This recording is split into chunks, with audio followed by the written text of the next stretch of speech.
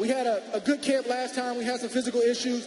Kovalev fought a good fight, but once I compute a fighter in my brain and have him in there, I know what I need to do the next time around. Virgil Hunter, your trainer, was yelling at us ringside. That's what happens to bullies. But I thought Kovalev showed in the first fight that he was much more than just a bully. To do that to someone who's not a bully is even harder. What was the case here? I mean, the first time around, just as a whole, the man is a world champion. He's defending his belts I don't know how many times. He's been on top for a long time.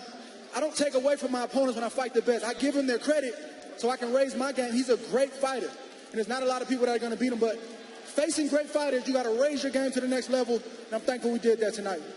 We thought watching ringside, I thought, Andre is having his way, and yet he may be down on the cards, because even as he's pushing Kovalev back and landing shots and discouraging him, Kovalev's still moving his hands and landing those shots, and he has a reputation as a big puncher and maybe winning these rounds. What was your feeling of the way the fight was going at the time you stopped him? I felt like I was up. I don't know about how many, but again, you know, the championship fight really starts in the second half of the sixth round. I could tell he was getting a little tired, but he was still in there. He was still fighting. And then when I saw him reacting to body shots that were, you know, borderline, I knew I had him, and I had to just keep going down. And then I heard him with a headshot, and I just had to get the right shots in there to get it over with, and we did that. Andre, you are not known as a finisher, but when you hurt him, you certainly knew how to follow up, and here is the end. Tell me what you see. I knew he was hurt. He was trying to cover up his body, so I'm trying to decide, okay, is it body, head? I got to take something to give some. So I just wanted to have that's what started him on his way right there, the right hand. And he was dazed, and I just had to get the right shots in there. I knew I had about 30 seconds to go, and I was just trying to finish it, man, and get it over. And here's the end. Again, I knew it was close. I went right back to the body. I was probably borderline, but he was hurt, went right back there again. And he wasn't reacting, went right back there again. And he didn't react, and the referee stopped him. You just authored the kind of performance that will be taught in gyms for decades to come. When you get a guy hurt in the body, go back down there. Go back down there. Why get away from it?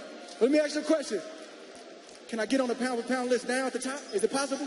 I don't think it'll be possible to keep you out of the #1 pound-for-pound ranking, because you didn't do that against just anyone.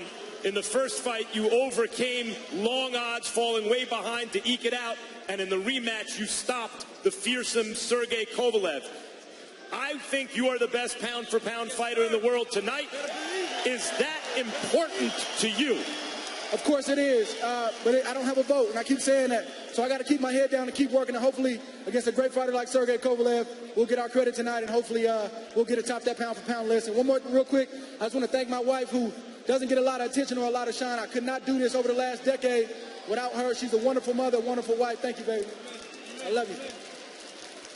Andre, you were hesitant to say it before the fight. I thought clearly this is the best professional opponent you've ever fought, the biggest fight of your life. Are you now ready to say that this is the best guy you fought as a pro? Is this the biggest win of your career? What you think? You think so? I think so. I might agree with you. He's a good fighter, man. I get nothing but respect for him. Thanks, champ.